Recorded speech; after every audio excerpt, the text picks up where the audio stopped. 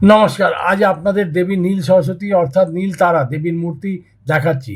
এই মূর্তি নিজের বাড়িতে রাখলে দেবী সরস্বতী, নীল সরস্বতী অতি প্রসন্ন হবেন এবং তারার রূপ এনেই আপনাদের সারা জীবন বিদ্যা বুদ্ধির অভাব হতে দেবে না, কুবুদ্ধিকে নাশ করবে। এটা খেয়াল রাখবেন। সর্বপ্রথম আপনি মূর্তিটা দেখে নিন।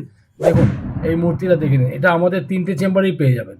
তার মধ্যে এবার বলে দিচ্ছি আপনাদেরকে, রাহু দ্বারা উৎপন্ন সমস্ত উৎপাত থেকে মুক্তি পেতে হলে এবং রাহুর কুবুদ্ধিকে একমাত্র শান্ত করতে পারে এই নীল সরস্বতী মূর্তি। যেহেতু রাহুর ইষ্ট দেবী হচ্ছেন দেবী নীল সরস্বতী।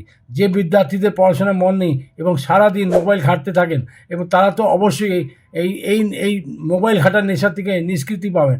এনার মূর্তিকে পূর্ব দিকে বসিয়ে, পশ্চিম দিকে মুখ অর্থাৎ উত্তর দিকে বসিয়ে, দক্ষিণ দিকে মুখ করে বসানো যাবে। একটা হলুদ কাপড় পেতে নেবেন, তার উপরে বসিয়ে দেবেন।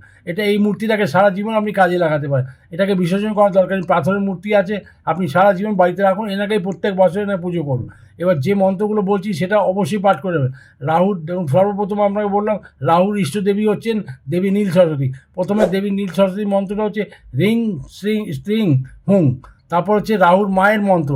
রাহুর মাকে কেন স্মরণ করা হয়? রাহুর মাকে যখন যদি স্মরণ করা হয় তো রাহু শান্ত হয়ে যায়। রাহুর মায়ের মন্ত্রটা হচ্ছে ওম সিংহিকায় নমঃ। শুধু এই মন্ত্রটা বলুন, যতবার খুশি, 16 বার তো মিনিমাম বলবেনই বলবেন। তারপর 21 বার, নাহলে 108 বার এই মন্ত্রটা পাঠ করুন। আর নীল সরস্বতী পুজো, আপনি যে পুজোটা করবেন সরস্বতী পুজো, সেদিনই এটা বসিয়ে দেবেন। যে বসান আর দেখুন আপনার ঘরে কত উন্নতি হয়। রাহু দ্বারা উৎপাত, কত যে উৎপাত হচ্ছিল সমস্ত শান্ত হয়ে যাবে।